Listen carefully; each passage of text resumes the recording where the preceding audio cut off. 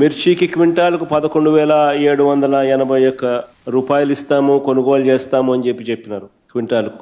ఆశ్చర్యం కలిగించే విషయం ఏంటంటే ₹1 ఇవ్వాల. పొగాకు కొనుగోలు చేస్తామన్నారు, పొగాకు కొనుగోలుకు కూడా ఎక్కడ కూడా చేసిన పుణ్యం కట్టుకోలేదు. మామిడికి ₹12 కొనుగోలు చేస్తామన్నారు కిలోకు, ఒక రైతుకు మంచి చేయలేదు. ఉల్లికి క్వింటాలకు 1200తో కొనుగోలు చేస్తామని చెప్పినారు, చేతులెత్తేశారు. తర్వాత హెక్టార్కు 50,000 ఇస్తామన్నారు, అది ఇచ్చిన పుణ్యం కూడా వీళ్ళు కట్టుకోలేదు ఎప్పుడు. సో అన్ని రకాల కూడా ఈ క్రాప్ అన్నది నీరుగార్చేశారు, ఆర్బీకేలు అన్నది నిర్వీర్యం చేసేశారు. ఇన్పుట్ సబ్సిడీ ఇచ్చే కార్యక్రమాలు పట్టించుకున్న పరిస్థితుల్లో లేవు. ఉచిత పంటల బీమా ఎత్తేసినారు. ఏ పంటకు కూడా గిట్టుబాటు ధరలు రాని పరిస్థితిలో రైతు తీవ్రంగా ఈ 16 నెలలు 17 నెలలు చంద్రబాబు నాయుడు గారి పాలనలో నష్టపోయిన పరిస్థితులు మనం చూస్తూ ఉన్నాం.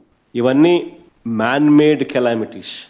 నిజంగా ఉచిత పంటల బీమా చూస్తే మన హయాంలో అప్పట్లో దాదాపుగా గమనించినట్లయితే మన హయాంలో 7,800 కోట్ల రూపాయలు ఉచిత పంటల బీమా కింద మనమే ప్రభుత్వం తరపునే మనమే రైతులు రూపాయి కట్టాల్సిన పని లేకుండా మనమే ప్రతి ఎకరాకు ఈ క్రాప్ చేసి 54,55,000 మంది రైతులకు తోడుగా నిలబడుతూ దాదాపుగా 7,802 కోట్ల రూపాయలు మనం ఖర్చు చేసి మనం రైతులకు ఇన్సూరెన్స్ సొమ్ము ఇప్పించగలిగాం.